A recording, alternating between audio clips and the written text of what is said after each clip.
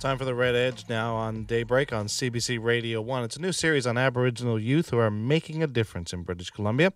And this morning's segment has, of course, some northern flair for us.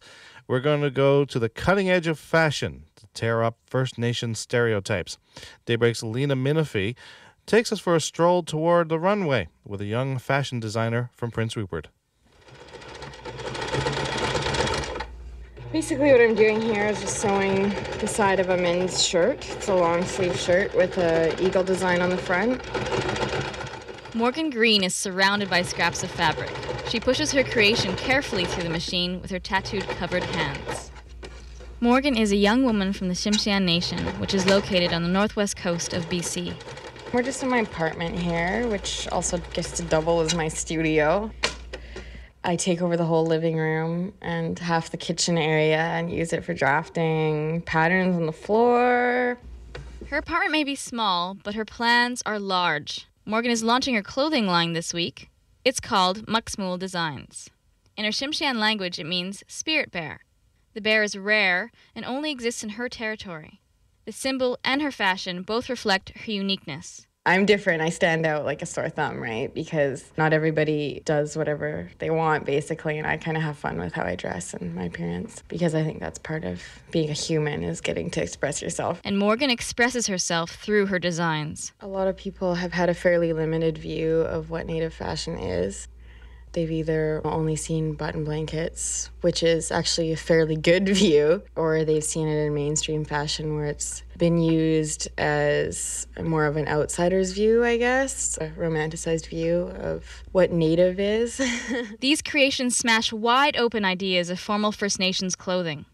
Her clothes are edgy techno miniskirts and sexy urban blouses, all mixed with Tsimshian designs. I'm using the same types of fashion influences and knowledge of history from Native and other histories and cultures. So I definitely try and bring them both together with respect. She's firmly grounded in her First Nations culture and has her family to thank for that. In particular, her father. Well, sometimes you have to look through older pieces to get some inspiration sometimes. So that's sort of what we're doing here. That's Morgan's dad, Henry Greene. They're talking in his studio. It's one of many workshops in a huge communal carving shed made of cedar in downtown Prince Rupert. Morgan is asking for advice on her new design. You want teeth? Yeah. I'll make his mouth bigger then. Although her father is known for his traditional West Coast art, he encourages Morgan's more modern outlook. That's just a natural evolvement, because everybody has their own unique way of seeing things, so that's the way I see it. It's just natural progression. Henry insists his daughter's artistic know-how comes from her own talent and hard work. Well, I didn't really teach her. She just, like I said, she's got a lot of good natural talent already. So it's just a matter of supporting her and what she's doing and making corrections where I see that, from my experience, where designs don't work. While making jewelry and mentoring other carvers, Henry still finds time to give Morgan advice. First thing I suggest on her is to take the head size down. Yeah, it seems like it might be a little big for the body. His head's too heavy. He sinks head first. It's Saturday night at Warehouse on the main drag in downtown Prince Rupert. Morgan manages the trendy men's and women's clothing store as a day job. But tonight, this store is celebrating the launch of her new clothing line. Close friends and family arrive to check out the locally made threads.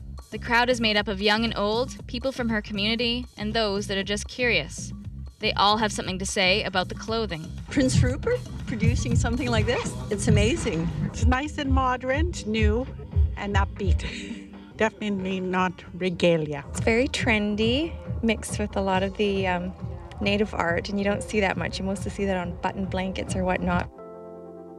Morgan shuts down the store for the evening and breathes a sigh of relief. It's been a little bit of me holding my breath, definitely, kind of like, oh my God, this is my stuff. This is like me out there.